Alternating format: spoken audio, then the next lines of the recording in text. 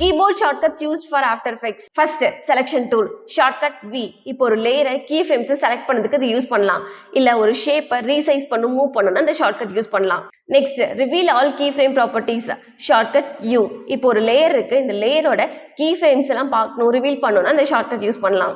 Next, pre-compose selected layers. இப்போ நிறைய layers இருக்கு. இது எல்லாத்தையும் ஒண்ணா குரூப் பண்றதுக்கு Ctrl Shift C shortcut use பண்ணுவோம். Next, show or hide opacity. இப்போ ஒரு ஷேப் இருக்கு. இந்த ஷேப்போட opacity adjust பண்றதுக்கு shortcut T. Next, fit to screen. Shortcut Shift plus forward slash. இப்போ கம்போசிஷனை ஸ்கிரீன்ல வந்து ஃபிட் பண்றதுக்கு இந்த ஷார்ட்கட் யூஸ் பண்ணுவோம். Next, split layer. ஒரு லேயர் இருக்கு. இது ரெண்டா கட் பண்றதுக்கு shortcut Ctrl Shift D use பண்ணுவோம். Next, go forward or backward one frame. இப்போ ஒரு ஃப்ரேம் முன்னாடி பின்னாடி போறதுக்கு shortcut Ctrl plus left or right arrow. Next, new composition. Shortcut Ctrl plus N. ஒரு new comp create பண்றதுக்கு இது யூஸ் பண்ணுவோம்.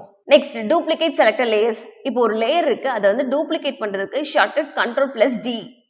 Next, composition setting. Shortcut Ctrl plus K. இப்போ composition setting open பண்றதுக்கு இதை யூஸ் பண்ணலாம். Next, jump one keyframe to next. Shortcut J and K.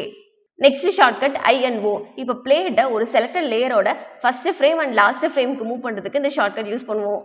Next, rulers. Shortcut Ctrl plus R. இப்போ layout design பண்ணும்போது இது ரொம்ப ஹெல்ப்ஃபுல்லா இருக்கும். Next, show graph editors.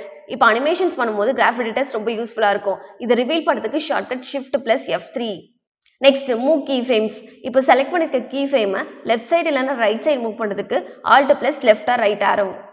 Next, new adjustment layers. இப்போ எஃபெக்ட்ஸ்ல அப்ளை பண்றதுக்கு adjustment layer யூஸ் பண்ணுவோம். இதை கிரியேட் பண்றதுக்கு Ctrl Alt Y. Next, marker. இப்போ டைம்லைன்ல ஏதாச்சும் பர்టిక్యులர் இடத்துல மார்க் பண்றதுக்கு shortcut Shift plus star. Next, save current frame. இப்போ one frame இமேஜை சேவ் பண்றதுக்கு shortcut Ctrl Alt S. Next, show or hide grid. Shortcut Ctrl plus single quote.